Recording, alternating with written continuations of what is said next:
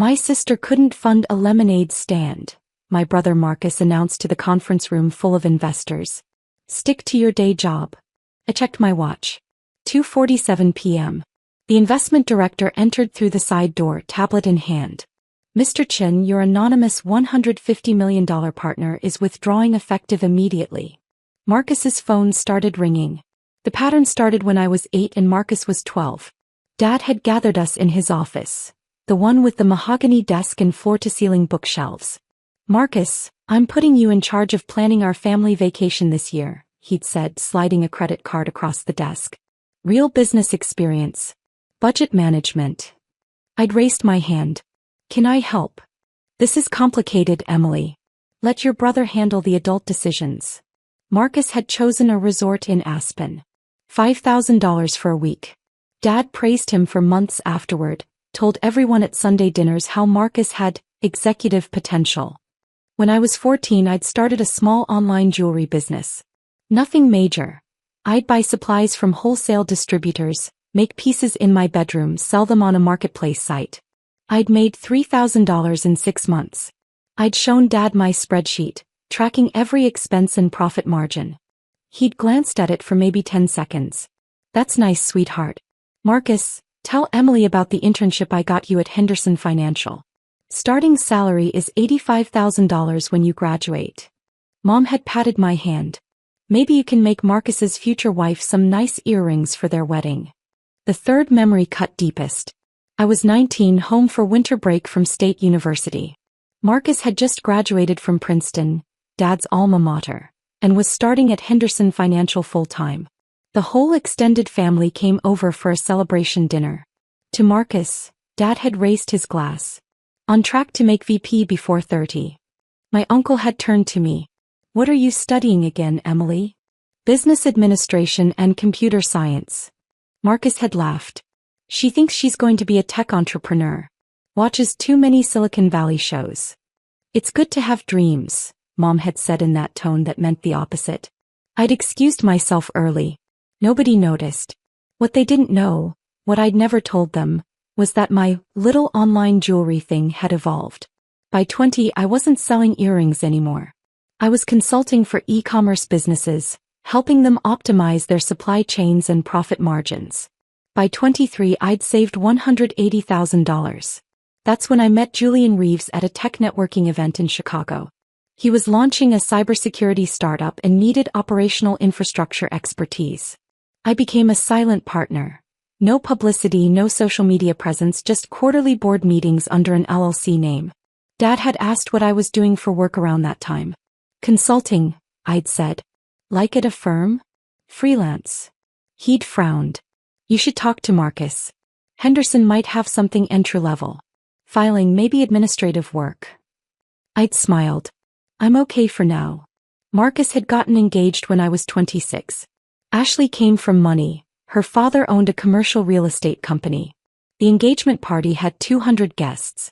Dad had stood at the microphone, talking about how proud he was to have a son who understood real business and would continue the Chin family legacy of financial success. I'd stood near the back eating shrimp cocktail. Now I was 32. Julian's company, our company, had been acquired by a Fortune 100 tech firm 3 years ago for $340 million. My 44% stake had netted me $149.6 million after taxes. I'd rolled most of it into a private investment fund, specializing in early-stage cybersecurity and infrastructure companies. My family knew none of this. To them, I was still the younger daughter who did something with computers.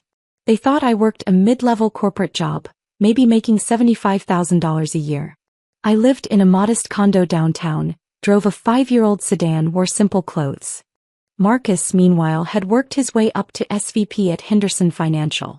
He'd started his own venture capital firm 2 years ago, Chin Capital Ventures. The family treated him like the second coming of Warren Buffett. What Marcus definitely didn't know was that his anonymous $150 million anchor investor, the one who'd made CCV possible, the one whose capital backed 81% of his fund's deals, was me. The text came Tuesday morning at 6:43 a.m. Marcus, family meeting. Dad's office. Saturday 2 p.m. Investor presentation. Professional dress. Me, what's this about? Marcus, big announcement. Be there. I'd arrived at Dad's house Saturday at 1:55 p.m. The driveway was full. Mom's Mercedes, Dad's Lexus, Marcus's Tesla, Ashley's Range Rover, Uncle Tom's BMW. Inside, Dad's office had been transformed into a makeshift conference room. 15 people sat in rented chairs facing a projection screen. I recognized several faces from Marcus's social media. Investors, probably.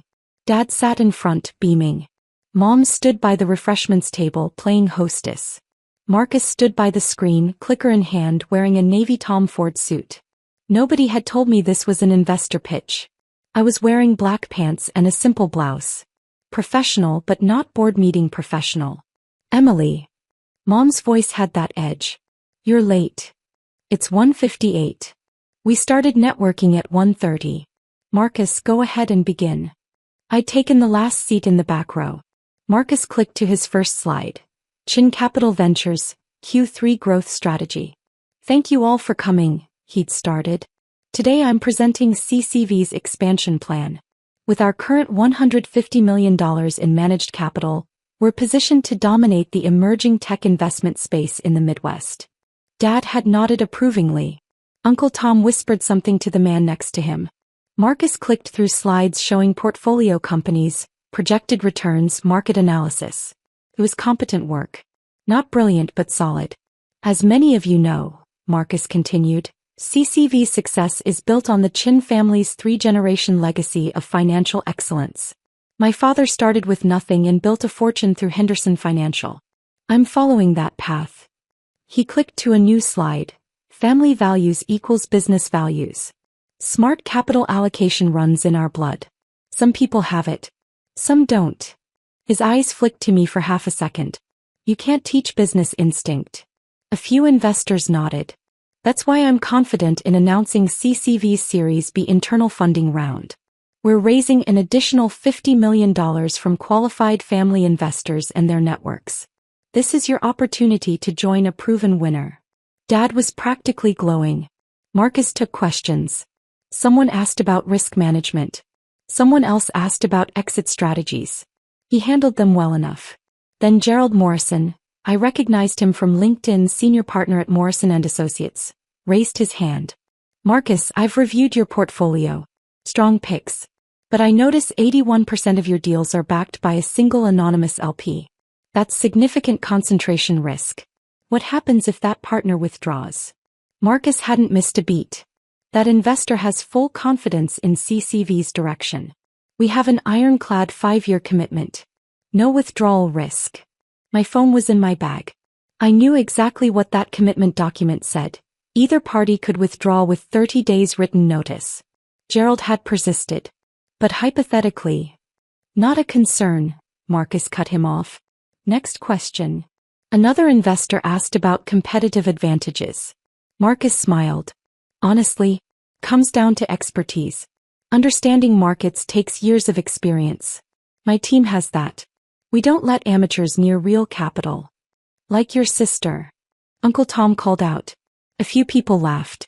Exactly, Marcus said. Emily, stand up for a second. I stayed seated. Come on, don't be shy. This is educational. I stood slowly, keeping my expression neutral. My sister works in IT. Tech support, data entry, that kind of thing. She's mentioned wanting to invest before. He made air quotes. But this, he gestured to the screen, this is adult business. This requires sophistication. My sister couldn't fund a lemonade stand, he told the room. Stick to your day job. A few more chuckles. Dad was smiling. Ashley whispered something to Mom. I checked my watch. 2:47 p.m. I sat back down and pulled out my phone. 3 taps opened my secure investment app. Another 5 taps navigated to CCV's LP agreement. I selected Request Withdrawal, 30-day notice, and confirmed. The side door opened. David Chin, no relation, different spelling, walked in. He was the investment director at Reichman Private Advisors, the firm that managed my fund's legal and administrative operations. Marcus stopped mid-sentence. Can I help you? David walked directly to Marcus, tablet extended. Mr. Chin, your anonymous $150 million partner is withdrawing effective immediately. All committed capital will be returned within 30 days per your LP Agreement Clause 7.2. The room went completely silent. Marcus's phone started ringing. What Marcus didn't know, what I'd deliberately kept hidden for 7 years, was that I hadn't just gotten lucky with one company. After the Reeve Security acquisition, I'd spent 6 months thinking about what I actually wanted. Not what Dad wanted. Not what would impress Marcus. What I wanted. The answer was simple: I wanted to build things. I wanted to find brilliant people with brilliant ideas and help them succeed. So I'd started my investment fund with $120 million of my own capital. I'd named it Clearview Capital Partners. Deliberately boring, deliberately unmemorable. I'd structured it as a private fund with minimal public footprint. No website beyond a single holding page. No social media. No press releases. I'd made my first investment 9 months later. $8 million into a female-founded logistics optimization startup. They'd been rejected by 37 other investors. I'd seen their pitch deck and known immediately they'd solve a real problem. They'd sold to Amazon 2 years later for $180 million. My return, $31 million. The second investment was $12 million into a cybersecurity insurance company. Return, $43 million. Third investment, $15 million into a supply chain transparency platform. Return, $67 million. By year 3, Clearview Capital Partners was managing $340 million in assets across 17 portfolio companies. My personal net worth had reached $280 million. By year 5, I'd invested in 43 companies. 31 were still operating. 8 had been acquired. 4 had failed, acceptable ratio. My fund's 5-year return was 438%. I'd joined 3 corporate boards, under my real name, but the companies were all private. I'd been invited to speak at 2 closed-door investment conferences. I'd been profiled in Private Equity Weekly under the headline, The Invisible Hand, How One Midwest Investor is Quietly Dominating Early-Stage Tech. Dad didn't read Private Equity Weekly. When Marcus had started Chin Capital Ventures, he'd needed an anchor investor. His pitch had been decent. His deal flow was okay. His terms were acceptable. But more than that, I'd wanted to see if he could actually do it. If he had the instinct he claimed to have. If he was as good as Dad said.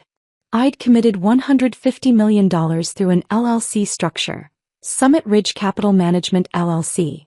Anonymous, untraceable to me without serious digging. For 2 years it had been fine. Marcus made reasonable investments. Nothing spectacular but solid 7% annual returns. He was cautious, which wasn't bad for a first-time fund manager. Then 6 months ago he'd started getting cocky. He'd passed on 3 deals I'd specifically recommended through anonymous market research reports my team sent to his firm. Good deals. One had already been acquired for 8x returns by another fund. He'd started making increasingly risky bets. He'd invested $4 million in his college roommate's crypto startup against my team's advice. It had lost 91% of its value in 4 months. Last month he told Dad at Sunday dinner that he was tired of being limited by conservative partners and was ready to make real moves.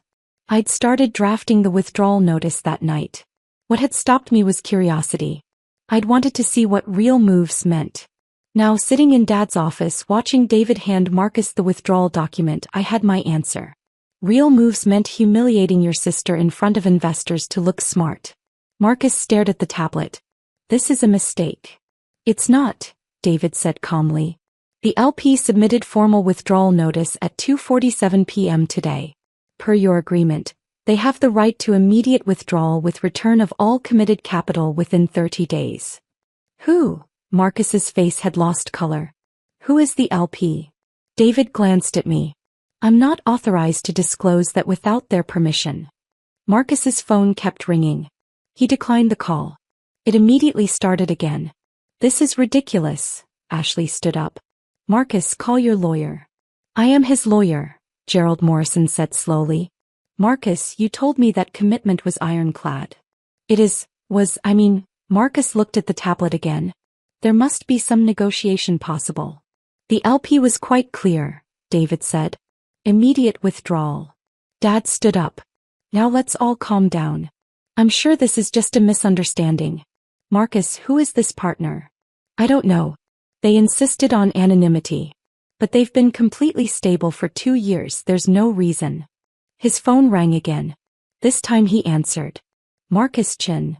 He listened. His face went even paler. No wait, can we? He listened more. Monday at 9. Yes. Fine. He hung up. That was Reichman Private Advisors General Counsel. They're scheduling a formal withdrawal meeting for Monday. Reichman? Dad frowned. That's a serious firm. Who do you know there? I don't know anyone there. They're representing the LP. I stood up. David, you have everything you need? Everyone turned to look at me. Yes, Miss Chin, David said. I'll have the complete withdrawal documents ready for your review by Monday at 6 a.m. The room went dead silent. Marcus stared at me. What did he just call you? Miss Chin, David repeated. I'm her investment director. No. Marcus shook his head. That's not possible. I stayed quiet. Emily. Mom's voice was small. What is he talking about? David pulled up a document on his tablet and turned it to face the room. Summit Ridge Capital Management LLC, your $150 million limited partner, is wholly owned by Clearview Capital Partners. Clearview Capital Partners is wholly owned by Emily Chin.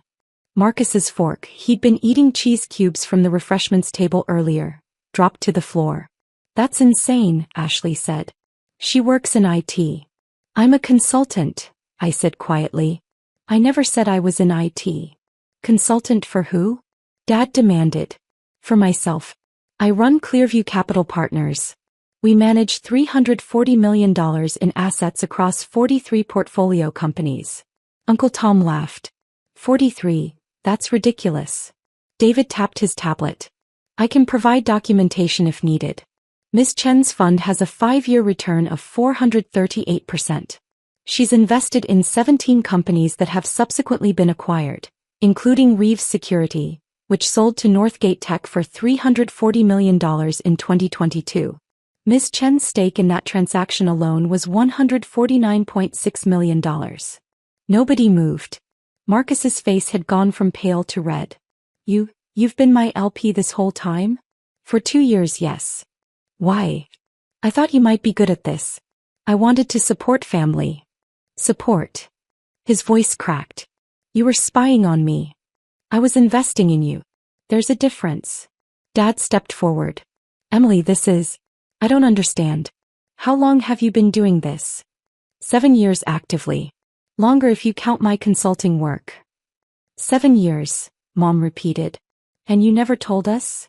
You never asked. You assumed I had a little job. I let you assume that. Gerald Morrison stood up.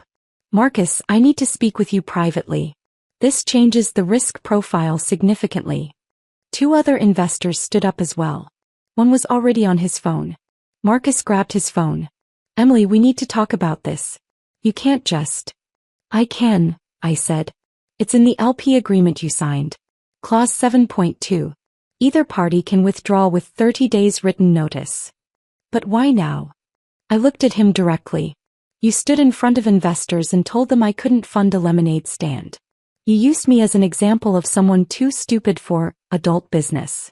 Did you think I'd keep funding you after that? He opened his mouth. Closed it. The withdrawal is final.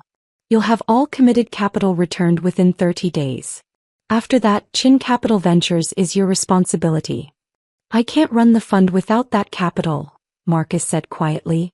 Then you'll need to find other investors. Or adjust your strategy. That's adult business, Marcus. Ashley stepped toward me. You've been lying to this family for years. I haven't lied once, I interrupted. I answered every question honestly. I just didn't volunteer information nobody asked for. David checked his watch. Miss Chin, the board call is in 20 minutes. What board call? Dad asked. I sit on 3 corporate boards, I said. One's meeting this afternoon. 3, you're on 3 boards? Mom looked like she might faint. 2 cybersecurity companies and 1 logistics firm. The logistics company is considering an acquisition offer. They want my input. I picked up my bag. Emily, wait, Dad said. We need to discuss this as a family. I'm available for discussion. I've been available for 7 years. You never wanted to discuss my work before. That's because we didn't know. You didn't know because you never asked. You assumed. There's a difference. Gerald Morrison was talking rapidly to another investor near the door. I caught the words complete restructure and untenable position. Marcus sank into a chair. How much of my portfolio did you back? 81% of your deals over 2 years. His hands were shaking. What am I supposed to do? What you've been telling everyone you're capable of doing. Real business. Adult decisions. I walked toward the door. David followed. Emily Chin, Dad said using that tone that used to make me freeze when I was 8. I turned. This is family. You don't just walk away from family. I'm not walking away. I'm setting boundaries. There's a difference. Mom had tears in her eyes. After everything we've done for you. You sent Marcus to Princeton and me to state school. You gave him a credit card at 12 and told me business was too complicated. You celebrated every job he got and forgot to ask about mine. That's what you did for me. We treated you equally. No, Mom. You didn't. And I was okay with that. I built something anyway. I just don't need to fund Marcus's firm while he humiliates me.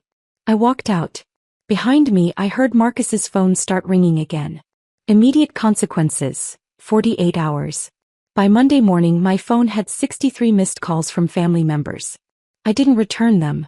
At 9 a.m., I attended the formal withdrawal meeting at Reichman Private Advisors' downtown office. Marcus showed up with 2 lawyers. The meeting took 17 minutes. All committed capital will be returned by October 15th, David said. That's 28 days from now. We need at least 90 days, one of Marcus's lawyers said. The agreement specifies 30. We're being generous. This will destroy Chen Capital Ventures. That's Mr. Chen's concern, not Ms. Chen's. Marcus had looked at me across the conference table. Emily, please.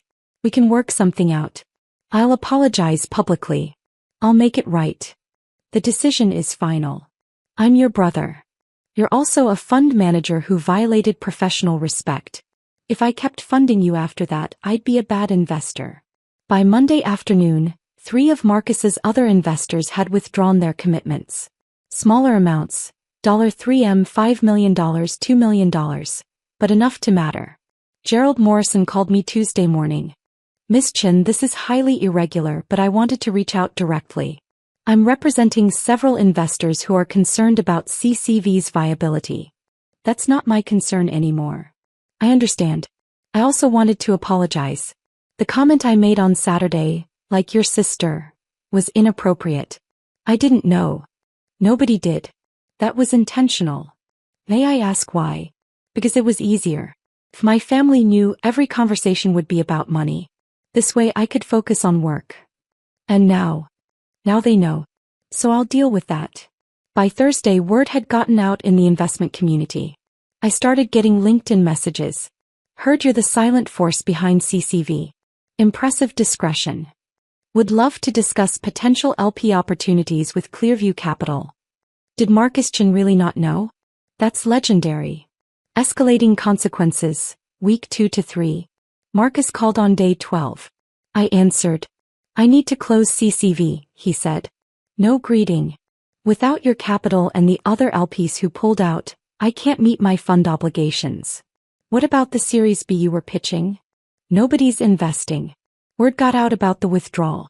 They think I'm radioactive. I'm sorry that happened. Are you though? I thought about it.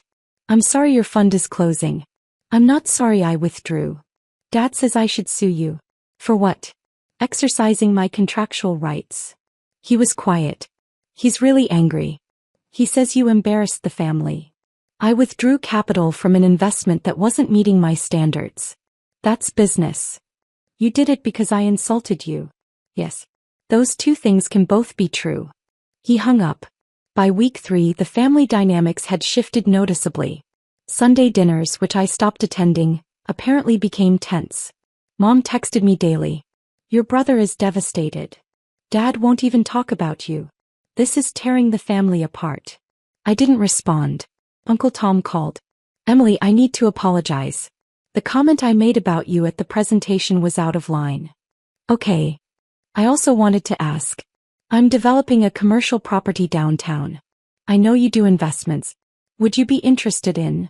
No. It's a great opportunity. I'm not interested in mixing family and business anymore. But you invested in Marcus. And that's why I'm not doing it again. Final consequences, week 4 to 6. The formal announcement came on day 31. Chin Capital Ventures to cease operations. Midwest Fund cites strategic restructuring as primary limited partner withdraws $150 million commitment. The article mentioned Marcus by name. It mentioned Henderson Financial. It mentioned the Chin family's legacy in finance. It did not mention me. I kept it that way. What did emerge slowly through the investment community grapevine was that Marcus had been over-leveraged on a single LP and failed to maintain professional relationships. 2 headhunters called asking if Marcus could use a reference. I declined. Dad called on day 38. I answered. I need to understand something, he said. When did you become this? Successful. Wealthy. A serious investor. Gradually. Over 7 years. And you never thought to tell me? Would you have believed me? He was quiet. Dad, I showed you my business spreadsheet when I was 14. You looked at it for 10 seconds and changed the subject to Marcus's internship. That was different. It wasn't. I was showing you who I was. You weren't interested. That's not fair. Maybe not. But it's true. Marcus looks up to you, you know. Under all the competition, he admires you. He has an interesting way of showing it. He's young. He made a mistake. He's 36, Dad. That's not young. And publicly humiliating someone who's secretly funding your entire business isn't a mistake. It's a choice. Dad sighed. Your mother wants you to come to Sunday dinner. I don't think that's a good idea. It's family. Family shows up. Family listens. Family doesn't mock you in front of strangers. You want me at dinner? But the dynamic has changed. What does that mean? It means I'm not the daughter who sits in the back anymore. I went to Sunday dinner 6 weeks after the withdrawal. Everyone was there. Marcus, Ashley, Dad, Uncle Tom, Aunt Jennifer. The dining room was quiet when I walked in. Emily, Mom said, "We're so glad you came." I took a seat. Not at the end of the table where I used to sit. In the middle. Marcus was across from me. He looked tired. How are you? I asked him. I've been better. I'm interviewing at Henderson Financial. Dad pulled some strings. That's good. It's humiliating. But it pays. I'm sorry your fund closed. He met my eyes. Are you? I'm sorry you had to close it. I'm not sorry I left. He nodded slowly. That's fair. Dad cleared his throat. Emily, we've been talking as a family. We'd like to apologize for not seeing you clearly. Okay. We're proud of what you've built. Thank you. And we're wondering. He glanced at Mom.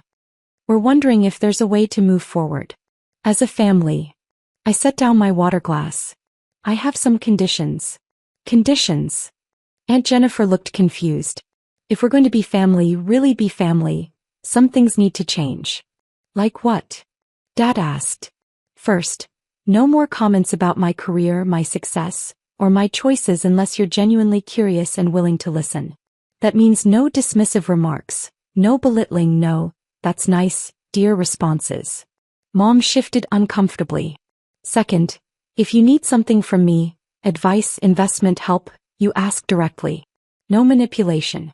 No guilt. No assuming I'll say yes because we're family.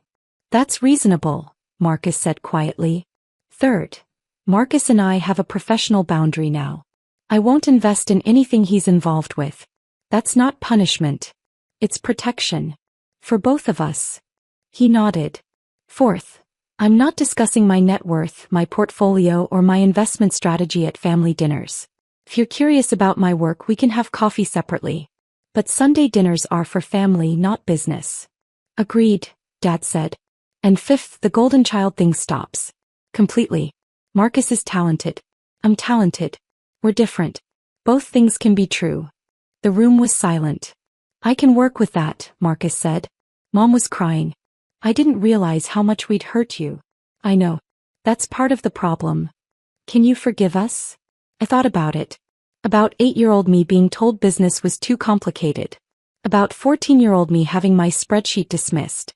About 19-year-old me listening to toasts for Marcus while I stood in the back. About 32-year-old me sitting in this dining room having built something remarkable that nobody had bothered to see. I don't know yet, I said honestly. But I'm willing to try. With boundaries. Dad raised his glass. To new beginnings. And seeing clearly. Everyone raised their glasses. Marcus caught my eye. For what it's worth. What you built is impressive. Really impressive. Thank you. I mean it. $340 million managed 438% returns. That's elite level work. You could have been elite level too. You're good at this. Not as good as you. Different, not worse. You played it safe. I took bigger risks. Neither approach is wrong. He smiled slightly. Dad always said I was the smart one. Dad was wrong about a lot of things. After dinner I helped Mom clear plates. He touched my arm. I really am sorry, Emily. I know. Can I ask, why didn't you tell us? Because I wanted to build something that was mine. Not Dad's. Not the Chin family legacy. Mine. And you did. I did. He hugged me. I let her. I left at 9. On the drive home David called. How was dinner? Complicated. But okay. The board approved the logistics acquisition. Your recommendation carried significant weight. Good. That company will do well with the right parent firm. Also, 3 new investment opportunities came in. Should I schedule review meetings? Monday morning. 8 a.m.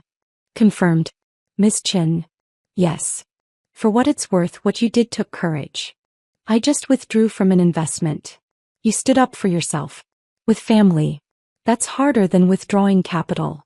I pulled into my condo building parking garage. Maybe. Thanks, David. I went upstairs. My condo was quiet, deliberately so. Minimal furniture, clean lines, walls covered in art from portfolio companies. On my desk was the framed private equity weekly article, The Invisible Hand. I wasn't invisible anymore. I didn't know yet if that was better or worse. But it was mine. And that was enough.